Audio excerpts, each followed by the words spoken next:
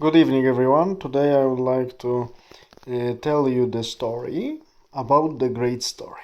It means, of course, we will fight against advanced character of our world around us as we do in every video on this channel.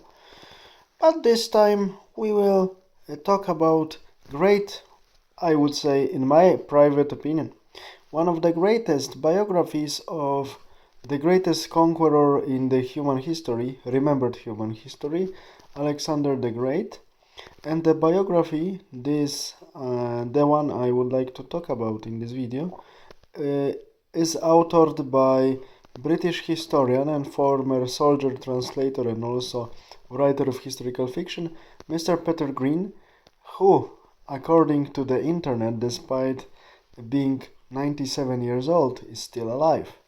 We wish him all the best because his research achievements and his research work are incredible. His biography of Alexander the Great was firstly published in the 1970s, because later it was revised, published again, and the version I read, I think this is the last one, I hope I'm not mistaken, was published in 1974, the last edition I read. And what can I say? This book examines the character of Alexander the Great and his peers, his relation between his peers. He raised as the royal boys and the aristocratic boys in the Macedonian monarchy in the half of the 4th century BC and second half of the century BC. This is the very interesting time when, due to the activity of great father of Alexander the Great, the Philip of Macedon, Macedonia is actually stopped being a pariah of the Hellenistic world and dominated entire Hellas, actually politically by force. And this is the way how Macedonians who were treated by other Greeks as pariah of the Greek world, some of them were even regarding them as barbarians, and nothing, and actually no one more. But Macedonians really, for many decades and many centuries before the times of Alexander the Great and Philip, also of Macedon, they had a lot of aspiration to join the world of the Hellenistic culture and language. They were not accepted by the Greeks, but they made Greeks accept them by the force. And after the unification, forced unification in the military terms of Greeks and Macedonians, Philip was planning his great expedition against Persia, officially to revenge the expedition of the Darius and Xerxes, Persian kings against Hellas, that took place 150 years before their times, but practically to conquer new lands. But due to some intrigues, Philip was killed and Alexander took power. And Peter Green is very cautious but very professional historian. Everywhere where there are some doubts and sources are not so clear about the motives or about the description, what really happened, this great investigator and historian offers the reader different points of view, different interpretations, and points his own opinion, what he thinks, but he never puts authoritarian statements.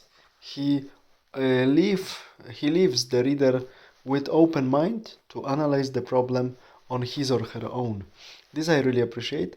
The descriptions of the battles are done very, very nicely. It means that the military history is one of the fields in which Mr. Peter Green feels very well. He understands the war and the battle. As a young man, he was a recruit into British Army aviator fighting against Japanese forces in Burma. He knows war on his own. He knows it very well. He hates it. He detests it.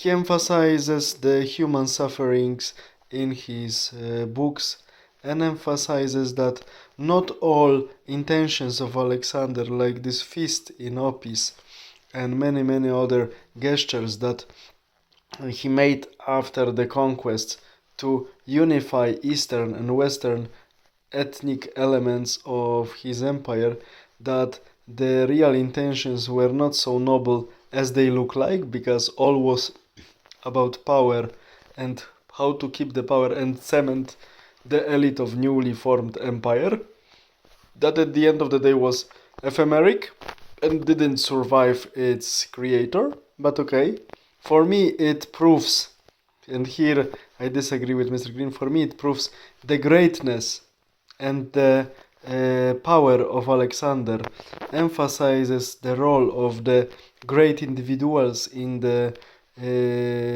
history creation, that the great individuals make the masses of people follow them and really create the history. And once they are gone too quickly, all collapses. But empire politically collapse.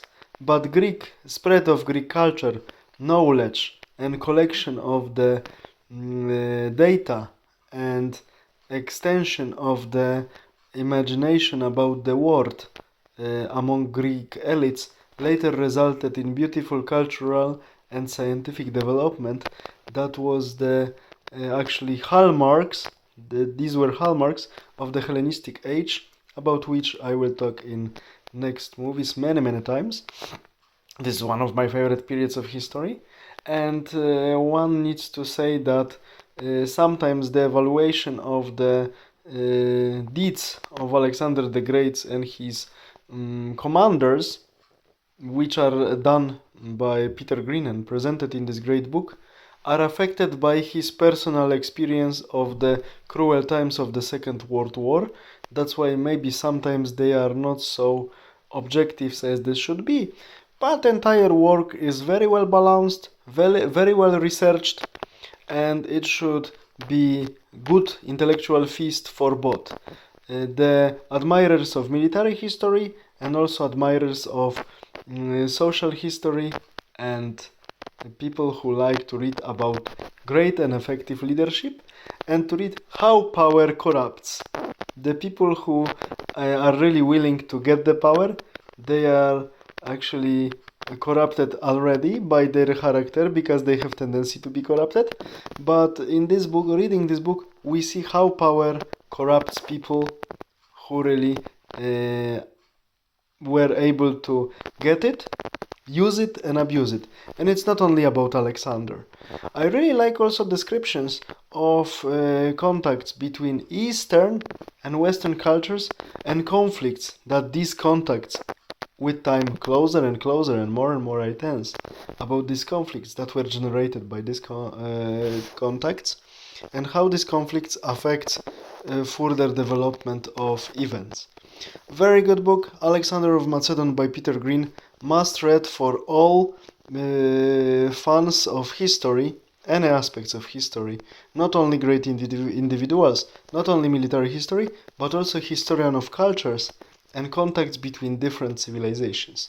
All the best. Bye.